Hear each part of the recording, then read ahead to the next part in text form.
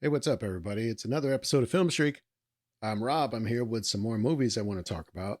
These are new movies that I've finally gotten around to see. Sometimes they're very new. A couple of them this episode are going to be pretty new. Others, they've been around for a minute. I just kind of ignored them or overlooked them. But before I get to that, I just want to remind you that here, if you're listening to this as this episode drops, we're in the middle of March.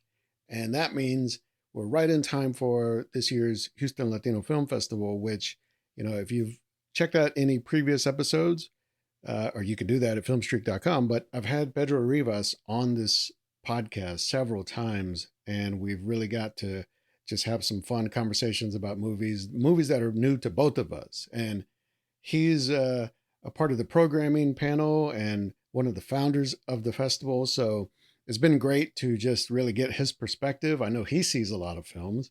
And I look forward to being there at the festival this year, hanging out, seeing everybody, and just enjoying the culture, enjoying the vibes, seeing a few films if I can. But if you're hearing this and you're in the Houston area or in Texas or just kind of the general region of the country, if you can make it down for a day, for a weekend, come check this festival out. I mean, there's plenty of films. There's feature films, short films, documentaries, family films, horror films. And I think there's over 70 this year, or around 70 films. And some of them are in blocks, some of them are on certain nights, but they're at the match, the Midtown Arts and Theater Center of Houston, 3400 Main. They're there every night from Wednesday the 12th through Sunday the 16th. And not only films, that's a big thing. For me, it's about the films. I love watching the filmmakers tell their stories and their craft on display. But also, there's a lot of other stuff going on. This is becoming more than a film festival, I got to say. We've got live music happening every day. We've got art exhibitions. We've got poetry readings. We've got panels and workshops. So there's a lot there, whether you're just into the stories or you're just into the culture or you just want to hear some new music or, if you're into filmmaking itself and you want to maybe get some inside perspective on how to get it done, right? Where to start. This is all becoming a really good place, a solid place for the Latino community in Houston to check a lot of this stuff out and maybe see some things and experience some things you haven't seen in theaters or on streaming or something like that. So if you're hearing this, maybe you're hearing this a little bit late, but if you're hearing this in time, check out the festival. And look, I'll try and have Pedro back on again. I'll try and have maybe a couple of the other guys on. If you're listening, guys, come on. We got to get some of you guys in here to do some episodes. So in the meantime, look for the next episode. I'm going to be recording at the festival this week. But I also want to do what I did the last 2 years, where I'll do some interviews with some of the filmmakers, some of the actors, directors that are there, and let them talk about their work and let them shine. I really enjoy talking to people there, kind of understanding their creative process and the challenges they might have faced and the ideas, the things that they're trying to express in their films. So my thanks to everybody who's kind of sat down with me in the past, and I look forward to doing a lot more of that this year. All right, let's get to some of these films. These are just new films that I've seen recently.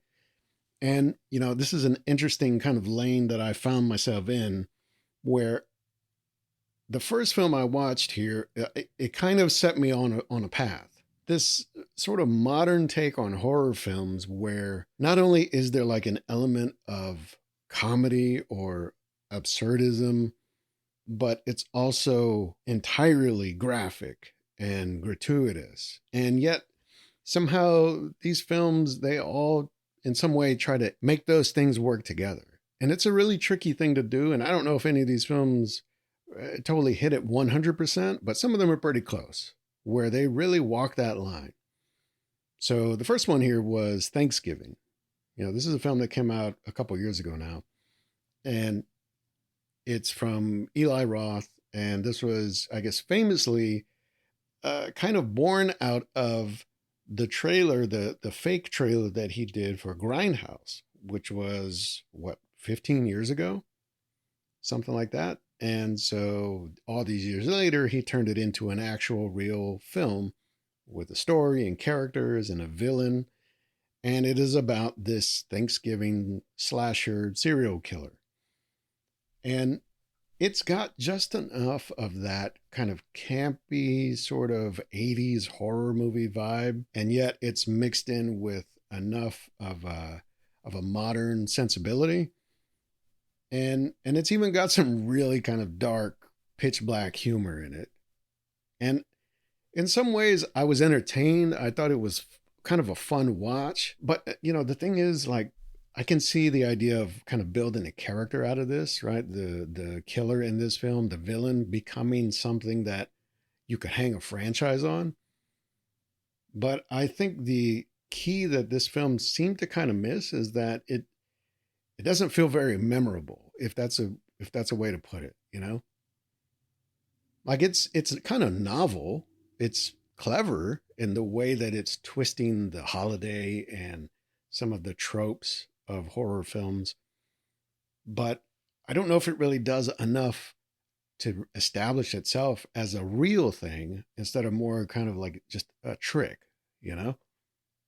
Is it more gimmick than actual entertainment?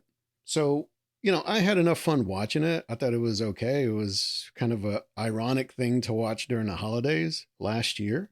I don't know if I'd be interested in another film or even just to sit down and watch it again. It's kind of like came and went. I enjoyed it for what it was and kind of moved on. But I did find that that real intersection of horror and comedy and gore, like, it's showing you things that are pretty disturbing and repulsive, but at the same time, the situations of it are humorous and they're strange. And so you have to kind of find the rhythm there, find the middle ground to say, oh, I get what's going on. It's kind of clever. It's kind of doing something different. And, I think it has enough that it's trying to do. I don't know if it all lands necessarily like maybe it's expected to, but I got what it was trying to do. So I thought, all right, well, that's an interesting take on a horror film and a holiday film. And I'm curious, like, what other films out there are doing this kind of thing?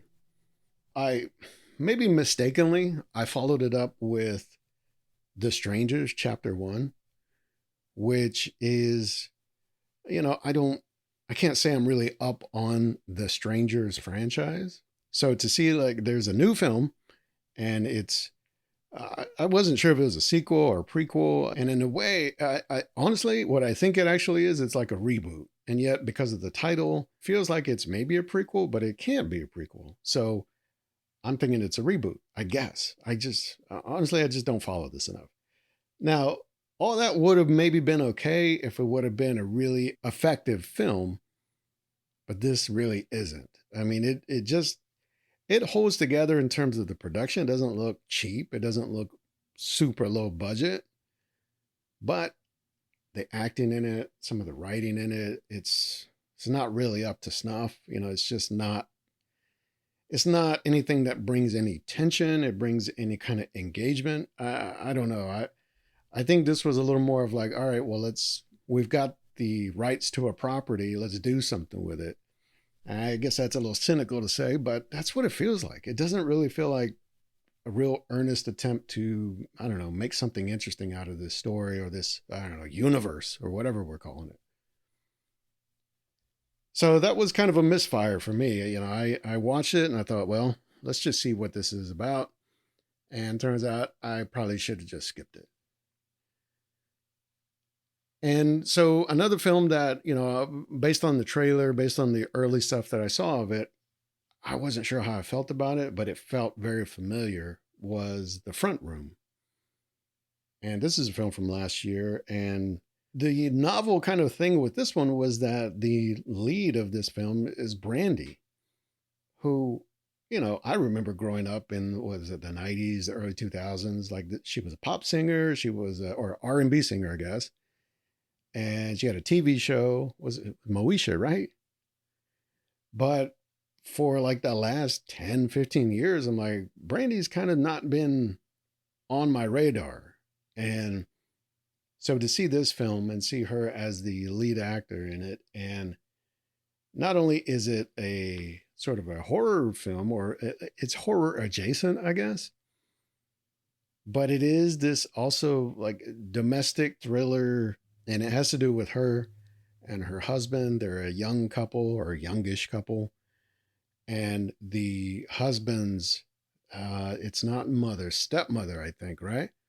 She's this old lady who is very outspoken and pretty crass, and even, I mean, really has some ulterior motives going on. And part of the thing is she comes to live with them because she guilts the son into, like, you got to let me stay with you because I'm sick and I'm old.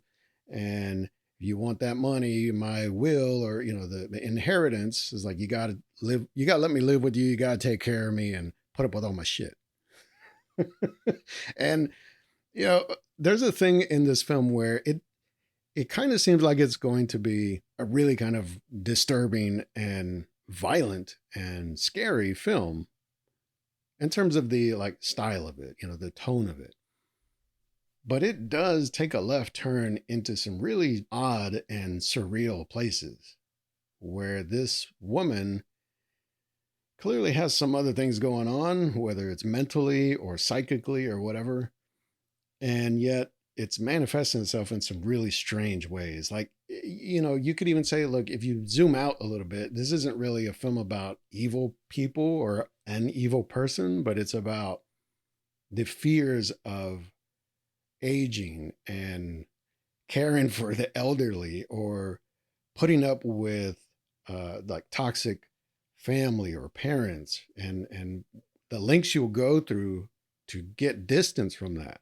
All those kinds of things that, like, they're in here, they're in this film. And I think it's a really interesting kind of subversive way to get to those topics by layering it in this odd horror thriller. I can see it. I can see the ideas in it. I thought it was, in a way, it was hitting some pretty deep like themes, but also it laid on this really kind of grotesque and repulsive sort of layer of I don't know, like character dimensions, where this old woman is incontinent, like she's, making a mess of herself, making a mess of the house. She's breaking the rules. She's saying offensive things. And this couple, by any other account, would have like kicked her out like day one. But because this is a film and it's kind of twisting the norms and the rules of the world we live in to kind of fit the story, but to also explore this theme of like, how patient do you have to be? How tolerant do you have to be to deal with somebody in this stage of their life, whether they're offensive or not, right? I thought that was a pretty big and bold and kind of broad way to do it. But in some moments I was entertained, and other moments I was just kind of grossed out. And if you see the film, or if you have seen the film, you'll know what I'm talking about. Like when diapers get involved, it's a rough situation. So the next couple of films I want to talk about here, they are, I guess, more recent, but also they have a couple of things in common, I think. And one of those is one of the lead actors in the film, Sophie Thatcher. She's in both of these films, in Heretic and in Companion. And that is not somebody who's been on my radar up until now.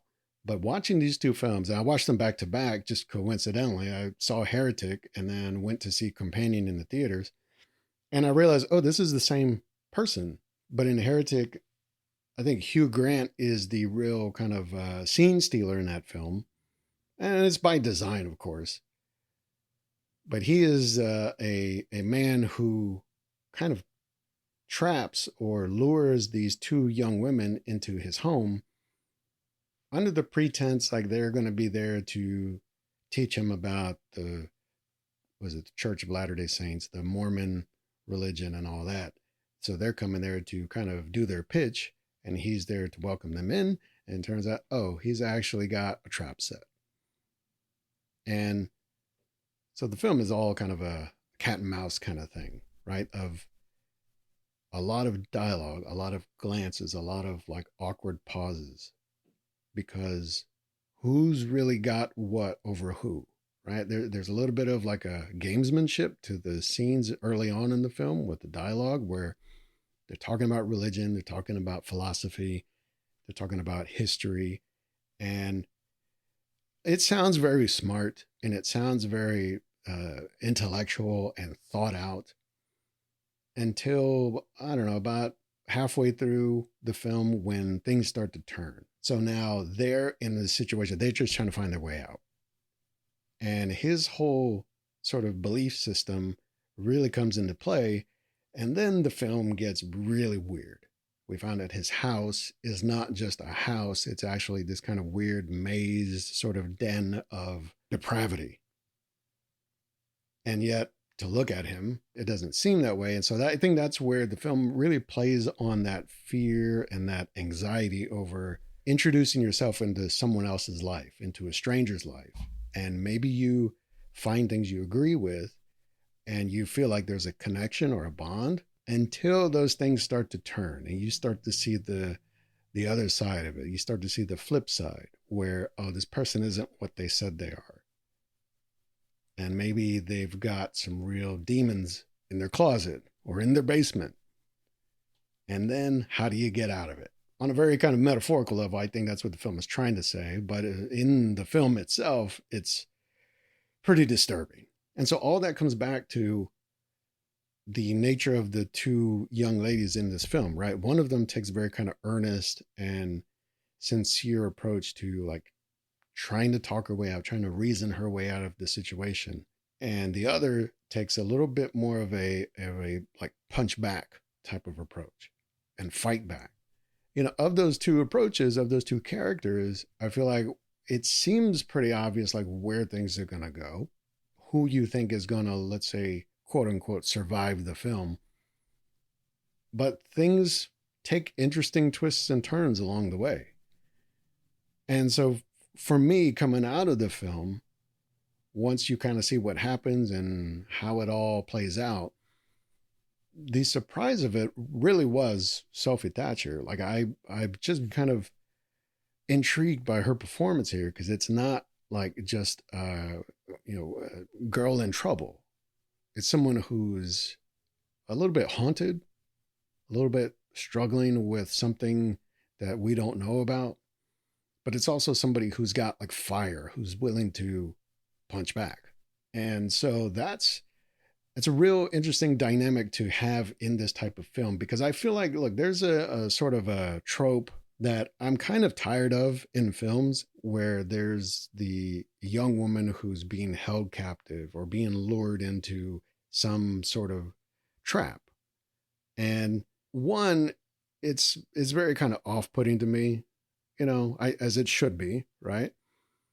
But it's also it just feels played out. Like we always know how this is going to go. You can see it coming a mile away. If you pay attention to anything in life, you know what's going to happen. And so this film, it leads us down that road, and to the point where I really kind of thought, man, I know where this is going. Why? I mean, let's get to it then. This is what we're going to do. Let's just get to it. And the film really does go down that road until it kind of turns things on its head. I don't know if it entirely works because I like the idea of like, let's subvert this whole thing. Let's flip this whole table over. But it takes so long and so far into the film for that to happen that I kind of feel like it's trying to have it both ways. It's trying to show us this thing that we all know that I guess there's some sort of weird twisted pleasure in it. And yet it's trying to say, oh, but that's bad. Like we know this situation is bad, right? So I don't know. I like the performances in it. I really like all these characters. I like the sort of filmmaking of it, that it's very small. It's very intimate. It's very quiet. It's kind of claustrophobic, until things get towards the end and it kind of gets bigger and crazier. but it really does sit in that sort of vibe for a while, to the point where you kind of wonder, like, wait, is this even like a horror movie? It's just people talking about some very intense, deeply felt things, but it never really seems to get above a certain pitch until a certain point in the movie later on. So it was an interesting exercise in that, and I'm certainly curious to know what the directors of this film, Scott Beck and Brian Woods, what they'll be doing next, and if they'll take not necessarily the same type of story or genre even, but their sort of craft, whether they'll apply something similar or even more unique to their future work. So something to keep an eye on, I think. And so when I come back to the thread between these two, Sophie Thatcher in Companion is also a very similar kind of character. And that's a very different kind of movie, though. It's a much, let's say, a much younger film. The situation itself is just more dynamic, right? You've got these couples that are on vacation in this like house up in, or a cabin, I guess, up in the woods, in the mountains. And you've got the main character here, Josh, played by Jack Quaid, who brings his girlfriend, Iris, to this sort of spot in the woods. And early on, it seems like, well, there's some tension because she doesn't think his friends like her or she feels out of place. The one thing I'll say is the trailers for this film really kind of just hose the whole thing, because there's a really great sort of twist and power change in the film that if you don't see the trailers, if you don't really know what the film is about, it would be so much more effective. If you kind of find out too soon or ahead of time, a part of this film is kind of ruined in a way. But anyway, you've got this couple and they're on this vacation, and turns out, oh, there's some things about each other that they didn't know. And the people around them, they've got other things going on in their lives. And yet it's hard to say this is a horror film. It does have some pretty violent and gory moments in it. And it does have a lot of tension and suspense in it. But without saying too much, I guess, it's really kind of more science fiction. I'll just leave it at that, I think. But I really like the idea that this is a film that is telling a story that we've seen already a few times. How can I say this without spoiling things? Let's see. I could think of films like Megan, films like Subservience. Is that the one with Megan Fox, which was not great? Even something like Ex Machina, which deals with similar things. See, I'm in spoiler territory now. Okay, I'm sorry, but this film is kind of tapping into some of those ideas of those films and the dynamics with the relationships with the characters, and it's doing something very different. And it feels at least pretty original. And I think the one thing in this film that also just kind of caught me was the filmmaking.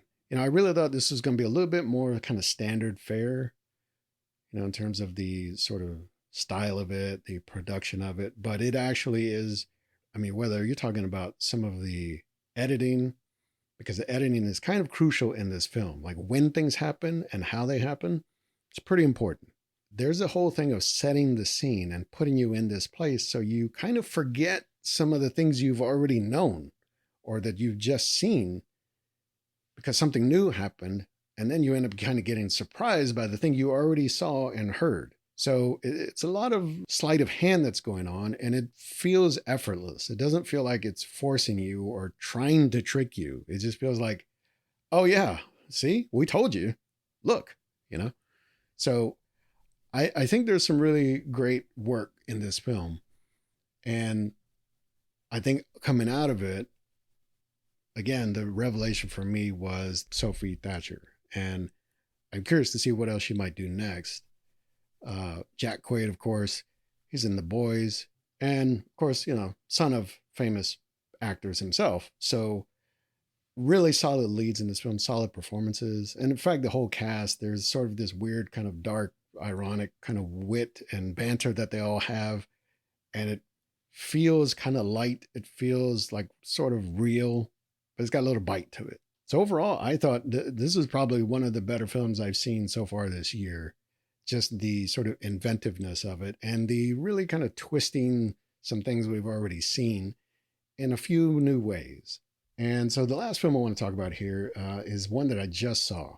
This one is something I thought would be very similar to Companion, in that it's taking something that I feel like we've already seen before and it's going to do something new with.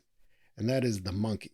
Now, the reason I say I feel like it's familiar is because, one, it's based on Stephen King short story.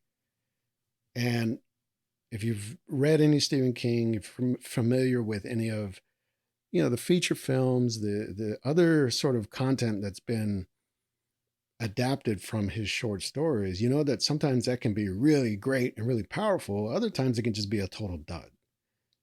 So this one, the thing that really interested me about it was that it's directed by Osgood Perkins, who directed Longlegs last year, which, I felt like I saw certain things in, and I really was fascinated with the style of the film and the sort of deliberate kind of pace of the film. So I thought, oh, here's a filmmaker who has a very distinct vision.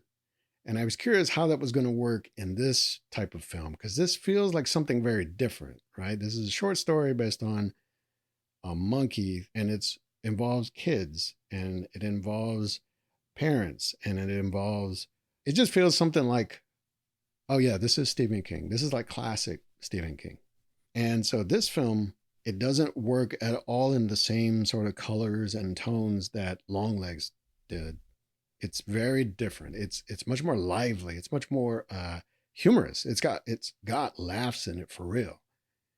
Longlegs is pretty much just straight hardcore business about serial killers and the FBI and some sort of weird, demented, satanic thing. But this, it's fun. It's funny. And it's grotesque. And it's violent. And it really comes close, I think, to that line. It walks that line so closely of how ridiculous does this have to be and how gory does this have to be for it to be funny. The thing that I remember kind of crossing my mind as I saw one of the trailers for it was that, oh, this is kind of like, in a way, it's kind of like Final Destination. The idea that there's some other force out there that can come for you, can take you out, and you have no control of it, and it can happen whenever. Now, the only thing you can do is try and avoid it or try and like cheat it. But how long can you keep that up, right? And so this film kind of dabbles in that a little bit. It's actually much more about grief and about loss and about reconciling those things from childhood trauma. And it doesn't say any of that on its face. It's not dealing in those terms in that language. But when you come down to it, that's kind of what it is. It's about these two boys, they're twins, they grow up, they hate each other, they fight, they pick on each other. This monkey comes into their lives. Turns out the monkey does bad things, and then they figure that out. And then they grow up, and all these years later, the monkey kind of resurfaces after they thought they'd like destroyed it or hidden it or whatever. And then they have to kind of come to terms with all the things that have happened over their lives and where it all started and where they kind of went their separate ways. And, it's a long way to get around to like, oh, we should have just talked about some things when we were younger. I mean, it is a weird ride, but still, it's got some points it's trying to make. And so, I would say that, look, it's fun for a watch. I don't know if it's really got the lasting value or the sort of creep factor that something like Longlegs does. It's a different type of film. It's not meant to be the same. And so in that case, I would say, look, or at least Osgood Perkins, who's in this film, actually, he's in it for, I don't know, a scene or two with some really hilarious dialogue.